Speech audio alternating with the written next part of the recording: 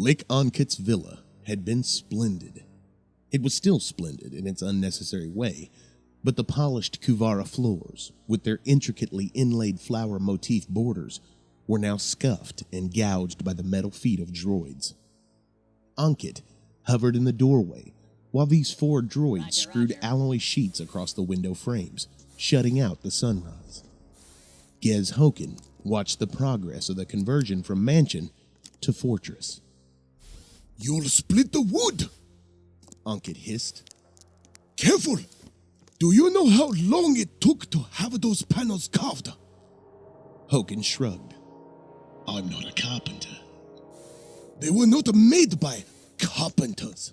They were made by artists." "I don't care if Supreme Chancellor Palpatine carved them himself with a dinner fork. I need to secure this building." "You have a perfectly adequate, purpose-built facility, not 3 kilometers from here. You could defend that." And I have. "Why? Why ruin my home when Uton is no longer here?" For a devious and treacherous little bean counter, Ankit, you show a surprising lack of tactical creativity. Hokin walked over to the Neimoidian and stood close to him. He would not be intimidated by this grocer's height.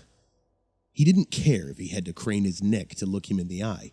He was the bigger man. "I know she's no longer here. The enemy might believe she is. If I observed my enemy making lavish preparations to defend an installation, I might assume it was a bluff and investigate an alternative target. If I found that alternative target discreetly prepared against intruders, I would make an educated guess that it was the real objective and attack it." Ankit appeared unconvinced. He glared at Hokin with half-lidded red eyes, which was a rare show of courage for him. "And how will they spot this discreet reinforcement?" "I've made sure that supplies have been seen arriving here with an accompanying degree of security procedure. Movement by night, that sort of thing. Given the nobility of the local population, I'm sure someone will trade that information for some bauble or other. It always worked for me." "This reinforcement will not save my home from destruction." "You're right, Ankit. Wooden structures don't bear up well to cannons. That's why I've moved Dr. Uthon back to the facility. If I have to, I can actually defend metal and stone more successfully." "So why did you move her here in the first place?" "I'm surprised that you even have to ask. To keep everyone guessing, of course." It had seemed like a sensible idea at the time. He hadn't known what he was dealing with. Now he was fairly sure that he was facing no more than 10 men. Had an army landed, he'd have known by now. Moving Uthon, not a task he could achieve in complete secrecy anyway, had helped thicken the fog of confusion. Hokin was leaving nothing to chance. He was laying a trail of clues that would lead the enemy commandos to one conclusion: that Uthon and the nanovirus were barricaded in Lick Ankit's villa. A droid dragged a heavy alloy joist through the salon, plowing a furrow in the golden floorboards. Ankit let out a muffled squeal of frustration. The droid's comrades lifted the joist and aligned it with a horizontal beam, knocking over a fine Naboo vase and smashing it. Droids weren't programmed to say, "oops," and sweep up the fragments. They simply crunched through them, oblivious. Ankit was shaking again. He screamed for a servant. A sullen-looking local boy appeared with a brush and swept the debris into a pan. "Oh dear," Hokin said. He didn't think it was the right time to mention that the labyrinth of wine cellars and secure vaults beneath the villa was now packed with explosives. He didn't know how to revive a Neimoidian who had fainted, and he had no intention of learning. Lieutenant Harati was waiting outside the front door.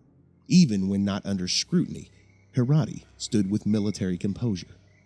Hokin had never caught him sneaking a drink from a flask or scratching himself. Harati didn't straighten up when he saw Hokin, because he was already at attention.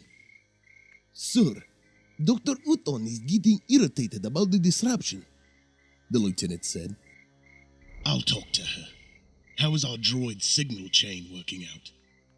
It's adequate, sir, but I would feel more secure if we had comm monitoring online. My boy, there was a time when we had no listening stations, and we had to fight wars by observation and our own wits. It can be done. What have the droids spotted? The incursions appear to be limited to Teklet and the area to the south, sir, and quite specific in nature. At least we know why they attacked the quarry office. I have to say, I haven't encountered an excavator bomb before. Hirati licked his lips nervously. Sir, are you sure you don't want any patrols to search the Teklet road? I'd be happy to do it myself, sir. It's no trouble. Hokin took it for the genuine concern it was, rather than a criticism. No, we could be chasing Gadan trails all over the region. Our enemy is obviously good at diversionary tactics, and I'm not going to take any bait. I'll wait for them to take mine. He patted Hirati's back. If you're anxious to be busy, keep an eye on Ankit. I don't want him interfering. Restrain him by any means you consider necessary. Hirati saluted. Will do, sir. Also, Lieutenant Kuven, I don't think he'll make captain, as you said. Hokin liked Hirati more every day. Has his removal from the promotion list been noted by your fellow officers? It has, sir. Good. Well done. Hirati was proving to be a loyal aide. He was eager to obey. Hokin decided he would have to watch him. He promoted him anyway. There was nothing to be gained by willfully ignoring excellence in another.